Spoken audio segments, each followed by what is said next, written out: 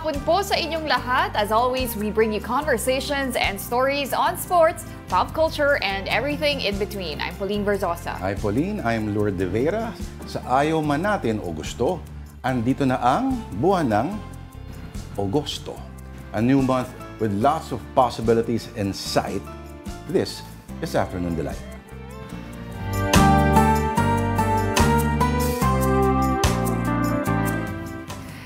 It's August 1st, 2024. Happy Thursday po sa ating lahat. It's a start of a new month.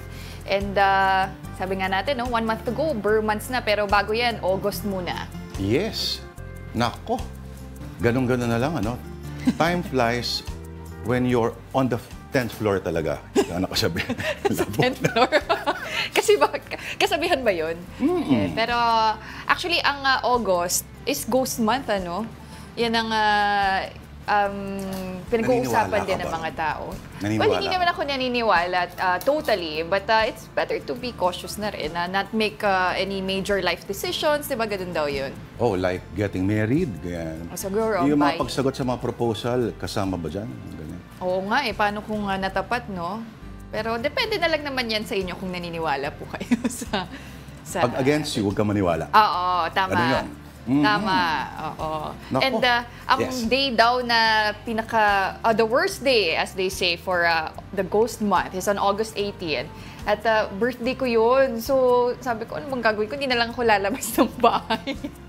Wow. Oo. Okay. August 18, natapatan ng that day. That's ano ka magpapakain yan? Kaya nga eh. Wag na lang. O, di ba may excuse ako? Alright. So, since today is August 1st, 2024, ang aming delight of the day is still... Bago tayo magpatuloy. Happy National History Month and buwan ng pambansang wika. Wika din. Oo, of course. Alam natin, pag Agosto, no, sineselebrate talaga natin po ang buwan ng wika.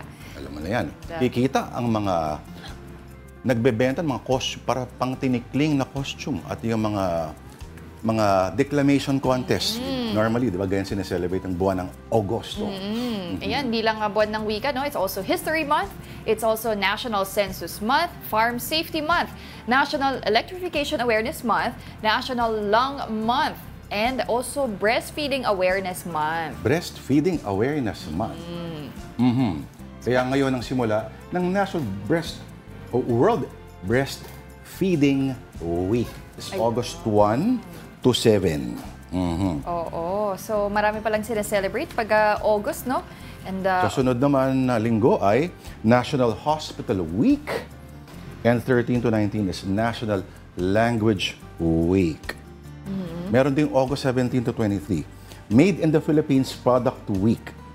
Sa August 24 to 30 naman ay National Coconut Week. Ayun. Ibig sabihin, we must always use our coconuts. O, ano pa iba meron? Weekly observances nga yan, no? Sa buwan ng Agosto. Marami rin Slight Conservation Week. Sight? Sa first. Sight Conservation Week. Sa second week naman, Asthma Week. Pati Philippine National Research System Week po. Sa third week naman ng August, meron ding Brain Attack Awareness Week. At sa huling linggo ng buwan, meron namang Barrio Officials Week. And don't forget, ang last Monday ng Agosto ay National Heroes Day. Yan. So, holiday yun, no? Holiday ba? Oo. Dapat hindi pwede mag-holiday yung mga hindi kilala yung mga bayani. Oo nga. Dapat nga may quiz muna. Oo. Tapos yung mga kapasal lang ang... Bago sila mag-file ng absent, dapat sino yung namatay na bayani sa ganitong dikma. Tama. Oo nga. Ayan. Okay. You were saying... Yes. So, ang aming afternoon delight for today is kababayan. Ay, kababayan. Ba't nga ba kababayan ang tawag din eh? Kababayan, no, kasi it resembles yung salakot, yung, di ba, yung sombrero ng ating mga Filipino, pwedeng mga farmer, ganyan. Talaga? Oo. Parang UFO na iisip ko sa kanya.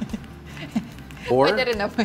Parang siyang Mexican sombrero. Yon. Oo. So, korteng sa lakot. At ang ingredients po ng kababayan, merong flour, brown sugar, baking powder, salt, eggs, milk, yan, vanilla, butter, sugar, vegetable oil. Sorry. Hindi mo binabanggit, made from leftovers itong mga to. Na-explain kanina ng ating producer. Masarap siya, no? Tsaka bite-sized. So, madali lang kainin. Bakit nga ba? Hindi in-explore ng mga Pinoy masyado. Napakaraming pwedeng gawin dito, no? Maraming possibilities.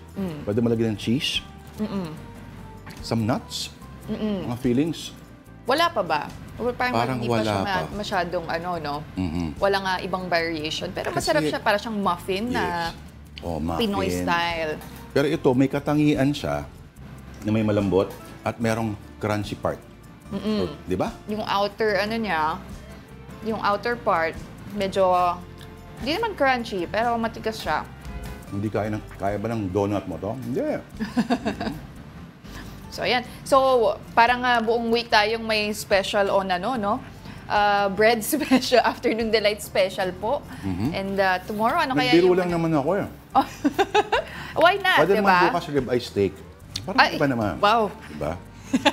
Nakakaya Mag-sponsor ka ba? Nakakaya sa producers natin.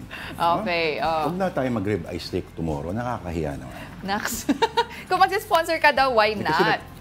Nakakatipid sila sa panaderia hits. Oh, ako. Dahil pagkatapos ng Agosto ay may September.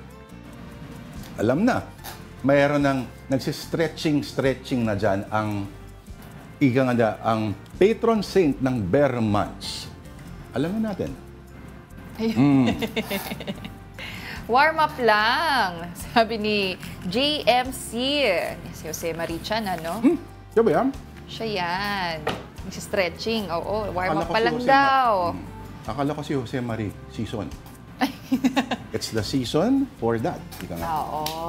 Pero August pa lang po. So, bago po tayo pumasok sa Bear Months, sulitin muna natin na yung... Huwag ma-excite. We must always live in the present. Ika nga. Yes. Tama ka dyan, Lord.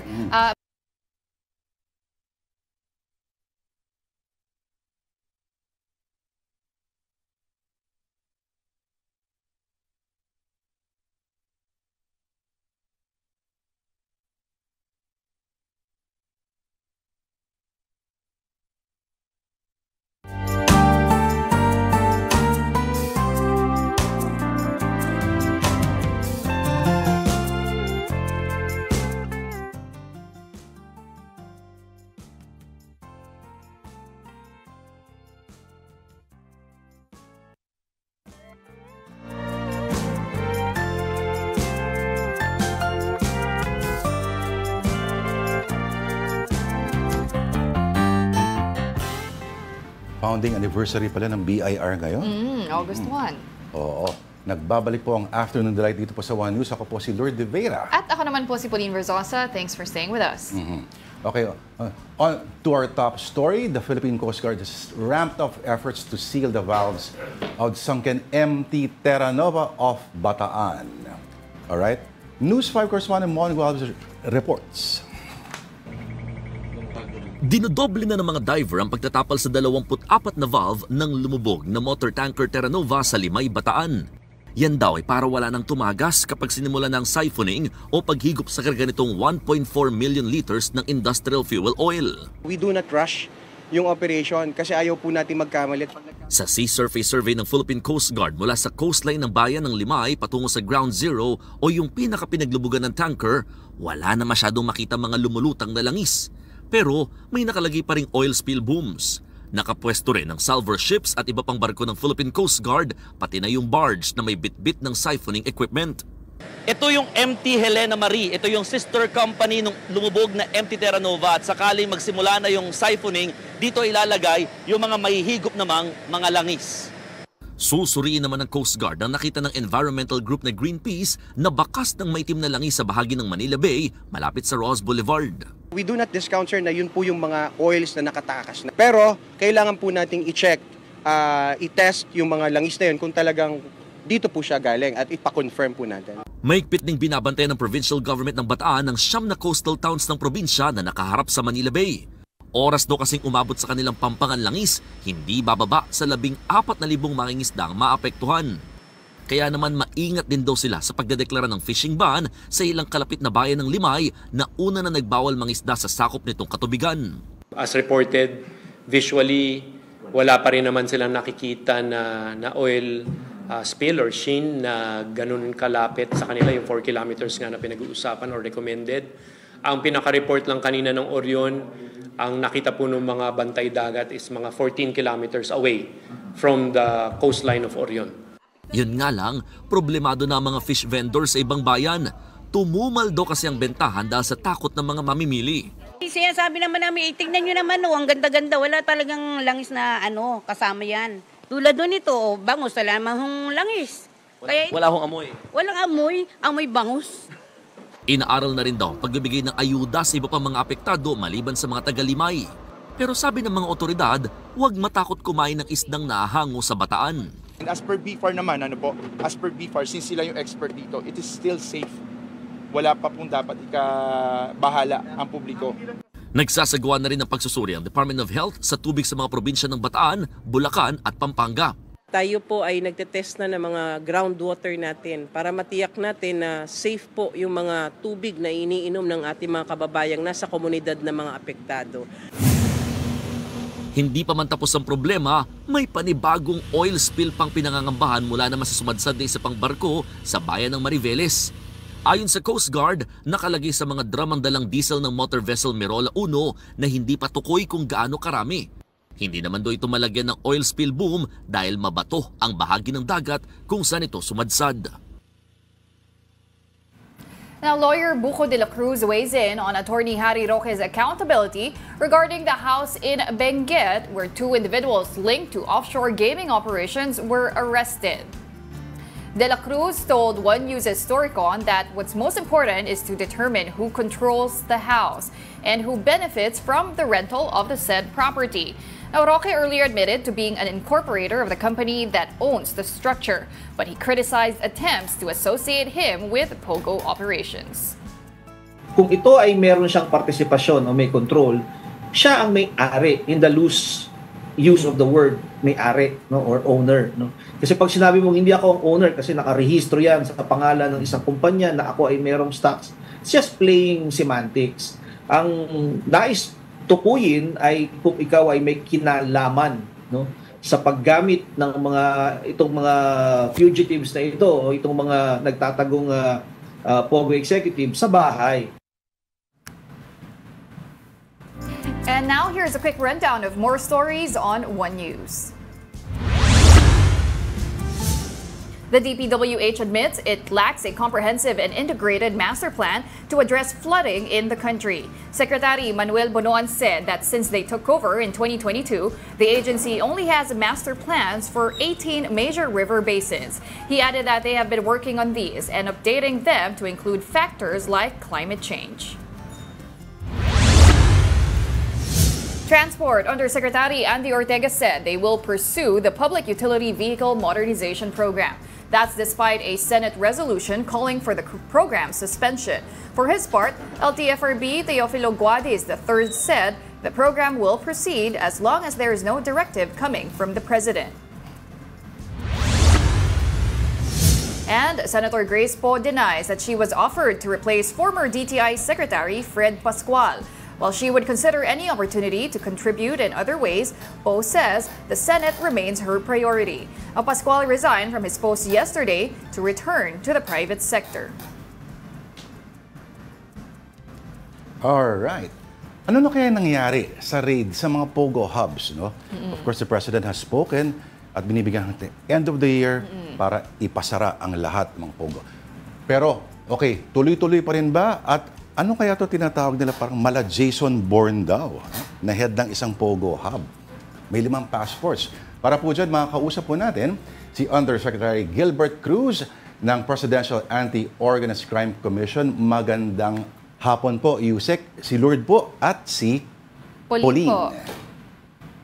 Yes, Pauline and Sir Lord, magandang hapon po sa inyo at sa mga nanonood at nakikinig ng programa natin. Opo. Yung mala Jason Bourne na binabanggit po ninyo, sir, no? Ito'y maraming passport. Sa tingin ba ninyo, gaano pa karami ang mga Jason Bourne all over the Philippines na hindi pa rin natin yata maispatan. No? Sabi niyo po, Luzon, Visayas, Mindanao, kalat na yung mga Pogo hubs. Tama po yun, Sir Lord. Marami po. Tingin ko po, hindi lang po ito yung isa, si Wang Xiang. Yung sinasabi niyo po, yan si Wang Xiang. Bali po, 5 yung passport niyan eh. Ang alam ko po, meron siyang Cambodian passport, Chinese passport, Philippine passport. Meron pa po siyang Cyprus. And then meron pa po siyang passport for yung isang bansa, yung parang sa isang island lang po yun, pero ginawa na po siyang bansa. And yun nga ho, itong huling nahuli natin, meron ho tayong nahuling isang fugitive sa isang subdivision. Ang pangalan niya po ay si Sun Liming. But ang ginagamit niya pong pangalan, nagpakilala po siya na siya po ay si isang Cambodian national. Tinago niya po yung pangalan niya sa sa pangalang Kun Muern. At nalaman na lang natin na siya po ay isang Chinese national ng pina-biometrics po natin yan sa mga counterparts natin at nalaman po natin yung totoo niyang identity. And later on nalaman natin na siya pala ay isang wanted fugitive sa China. Opo.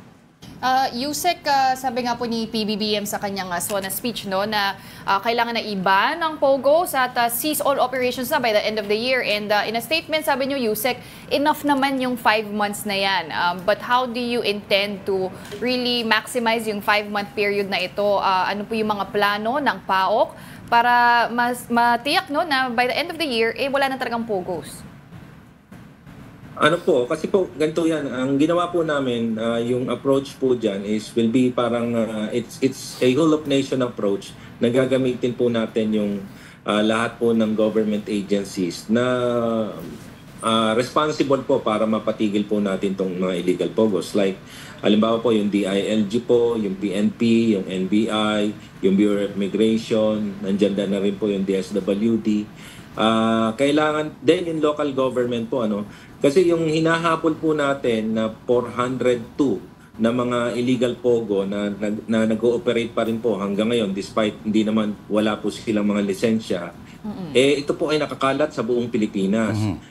Meron po tayong sa Luzon, meron po tayong sa Visayas, meron po tayo sa Mindanao, but yung pinaka-bulk po nito, sir and ma'am, nasa Metro Manila. So ang ginawa po natin, in cooperation po and coordination with the Department of Interior and Local Government, binigay po natin sa kanila yung listahan noong mga POGO hubs na yan at yung mga POGO operations na yan. At hinati-hati po natin yan per province, per municipality, per city.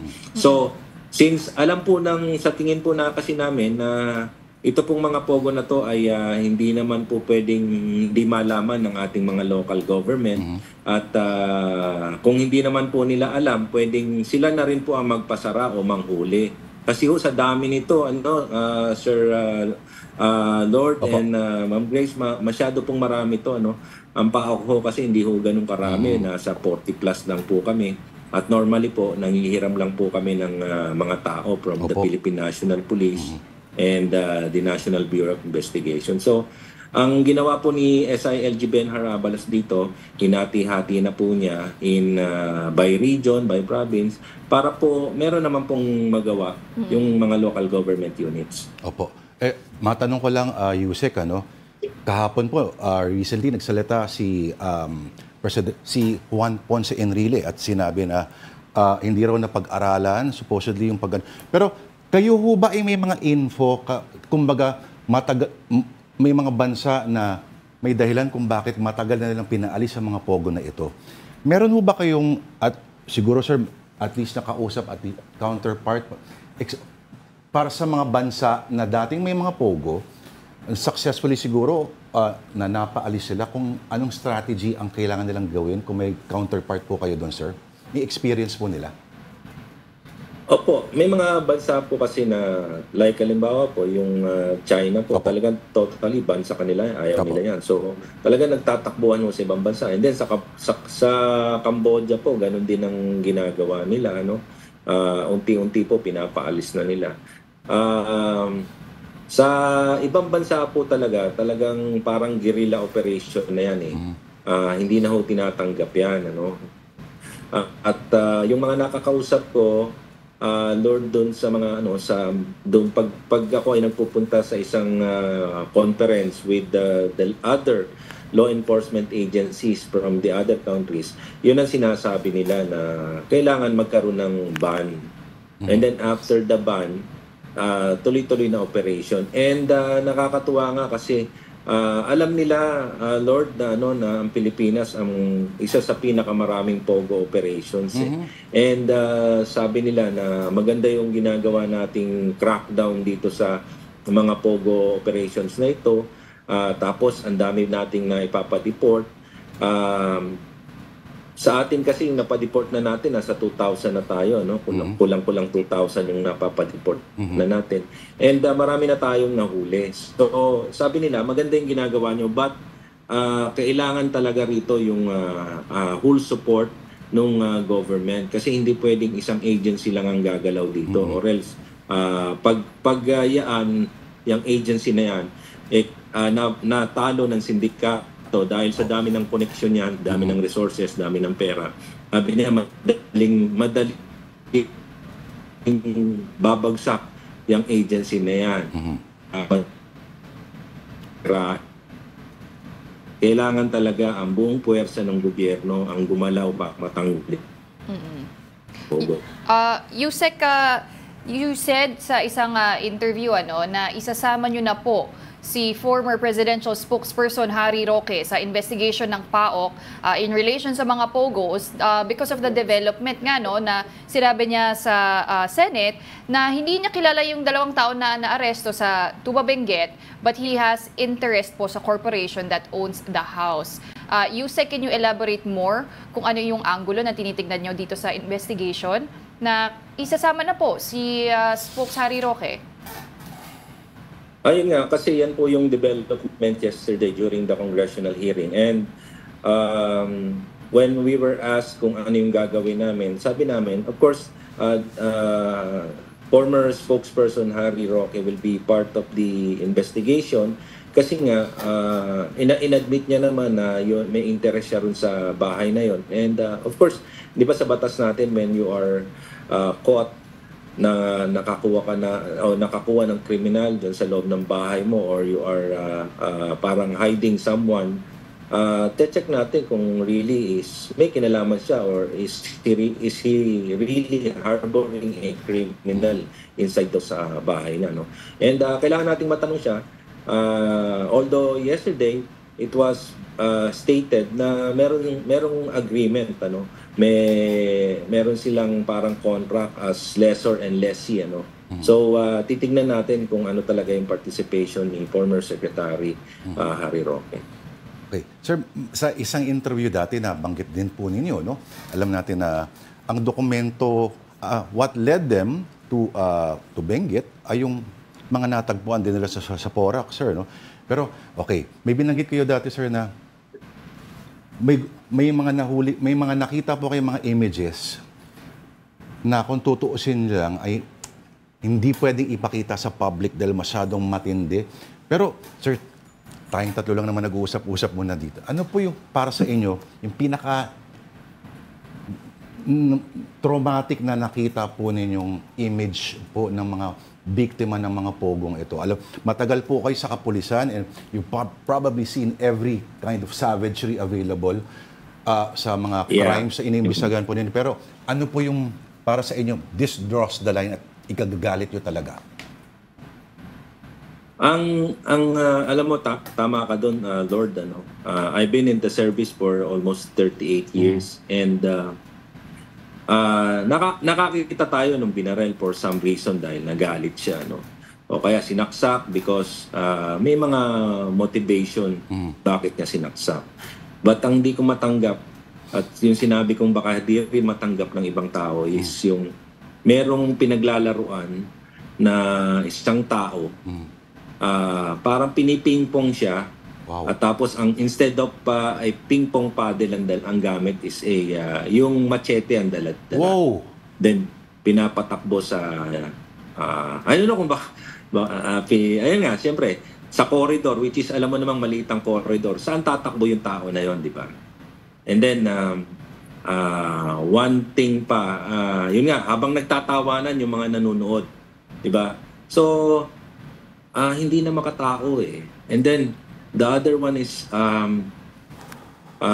yung they force people to perform sexual acts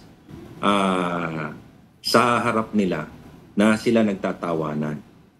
And para sa akin, masyadong degrading yun and talaga nakakagigil. Kasi that's personal eh, di ba? Yung sex ng and then you let them perform na kahit ayaw naman nilang gawin. Tapos, and then nagtatawa na kayo. They even push yung buttocks ng isang tao to perform sexual acts. Opo. So sa akin talagang nakakainis yun. And those are some of the videos na ayokong pakita talaga. Ilan lang po kasi yun, nga sir? alam ko hindi matatanggap ng mga tao. Pero sir, I appreciate your candor, pero I suddenly regret asking that question. Kasi pero yung machete na yun, grabe yung image na yun, ha? Oo. And importante din naman to bring these issues to light, para alam talaga natin anong nangyayari. Correct. Oo. Pero Yusek, I apologize, that's all the time we have this afternoon. Thank Pero you, sir. thank you very much for joining us and giving us all those updates. Maraming salamat po. Thank you, sir. Yes, thank you rin po sa opportunity. Once again, that was Presidential Anti-Organized Crime Commission Undersecretary Gilbert Cruz. You're still watching Afternoon Delight here on One News, but it's time for another breather. We'll be right back. Keep it here.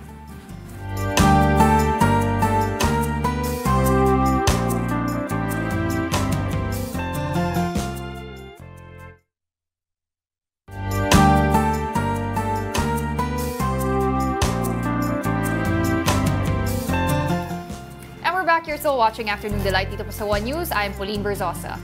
Lord de Vera po, kababayan.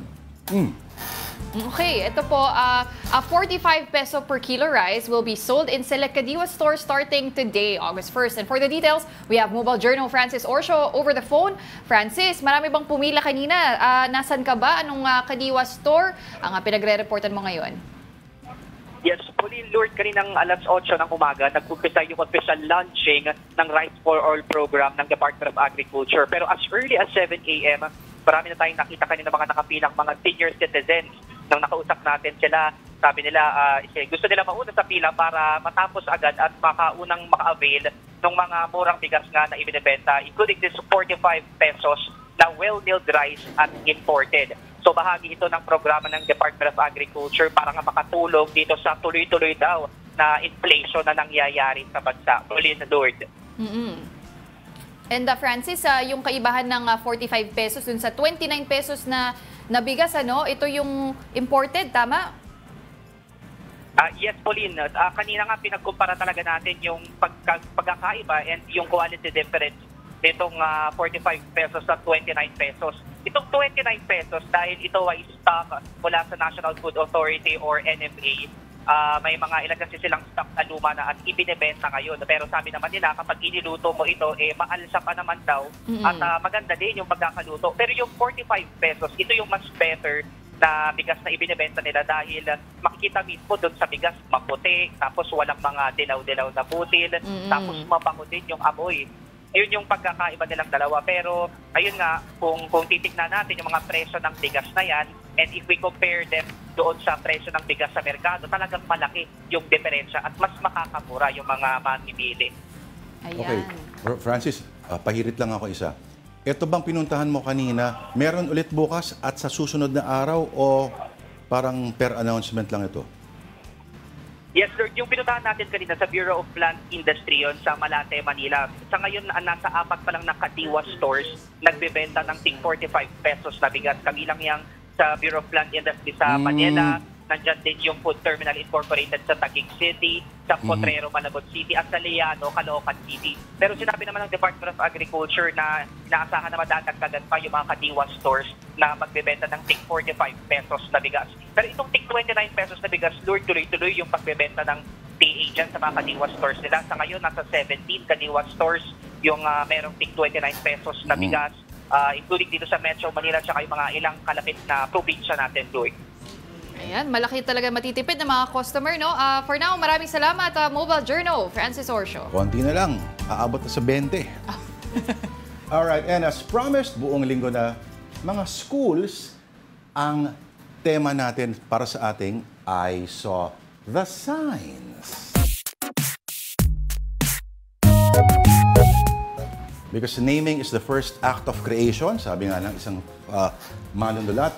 I Saw the Signs, mga pangalan ng paaralan, Day 4 edition. First photograph, Tita Pao. Ito, Kita-Kita Elementary School sa San Jose City, East Nueva Ecija. Aba, ano ka? Okay, maraming ko. Ano yan? Kita-Kita or Kita-Kita? I see you. Ayun, Or, Kita-Kita. or Income-Income. Kita. Alin kaya doon? Di ba may movie na Yes. Kita-Kita? Oo. So may school din pala. Okay, next photo. Ito naman. Puntod. Okay. Ang Puntod Elementary School ay nasa Misamis Occidental, Northern Mindanao. Malapit sa Lopez Aina. MSU. Alam mo, sa probinsya rin ng father ko, sa Southern Leyte, no? Sa Hilongos, ang pangalan ng barangay nila ay Barangay Puntod. Okay. Kasi may graveyard na malapit doon sa barangay. Oo. So may Puntod Elementary School din. Okay, ito na. Ito naman. Gusto ko ikaw magbasa niyan. Kili-Kili Elementary School. Sa Calbayog, Samar. Oo. Kala nyo, Kili-Kili niloloko namin talaga. kayo. May alumni sila, Oo. May 142 members pa. At suplado, naka-private group pa. Diba? Kili-Kili Elementary School. Mga galing, ano kaya ang tawag? Kunyari kung mga galing St. Paul Paulinians, ano ang tawag sa mga galing Kili-Kili? Kili-Kilians. Kili-Killers? Kili-Kili, pwede. Ito, may isa pa po tayong picture para sa ating pangalan ng paaralan edition ng ISAW. Ito, DepEd tayo, Teren-Teren Elementary School. Totoo ba yan? Teren-Teren. Teren. Dalawang Teren talaga, no? Oo. Sitio Teren-Teren, Dado, Almada, Cotabato. Shout out po sa mga taga Teren-Teren. Ano? Nanonood kaya sila ng Pink Panther nung pinapangalan ng lugar? Diba? Ano ang pangalan ng school natin? Teren-Teren. Teren. Teren. Teren. Teren. Yun talaga, no? Baka. But showing my way out later. we still have one more day para magpakita ng mga paaralan, pangalan ng paaralan. So if you have any photos, please do send them to us on afternoondelighton@gmail.com. But for this Thursday, that's it for us on Afternoon Delight, the first day of August. I'm Pauline Versosa. Join us again tomorrow, 2 p.m. Ako po si Lourdes de Vera saying, have a delightful afternoon at Teren-Teren.